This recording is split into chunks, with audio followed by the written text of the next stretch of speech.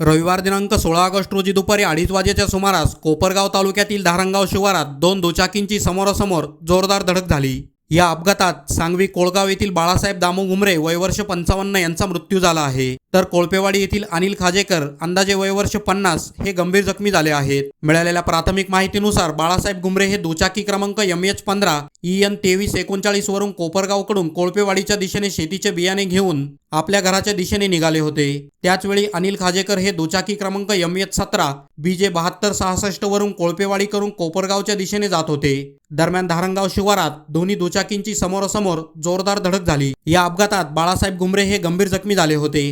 घटनेची माहिती मिळताच कोपरगाव तालुका पोलीस ठाण्याचे कर्मचारी घटनास्थळी दाखल झाले। अमित खोकले यांच्या रुग्णवाहिकेतून बाळासाहेब घुमरे यांना तातडीने कोपरगाव ग्रामीण रुग्णालयात उपचारासाठी हलवण्यात आले, मात्र रुग्णालयात वैद्यकीय अधिकाऱ्यांनी तपासणी करून त्यांना मृत घोषित केले। दरम्यान अपघातात गंभीर जखमी झालेले अनिल खाजेकर यांना संजीवनी युवा प्रतिष्ठानच्या रुग्णवाहिकेतून कोपरगाव येथील खासगी रुग्णालयात उपचारासाठी दाखल करण्यात आले आहेत। या अपघाताबाबत कोपरगाव तालुका पोलिसांकडून पुढील तपास सुरू असून अपघाताचे नेमके कारण काय हे अद्याप स्पष्ट झालेले नाही। बातमी तुमची प्राधान्य आमचं। प्राधान्य न्यूज साठी प्रमोद पवार, कोपरगाव।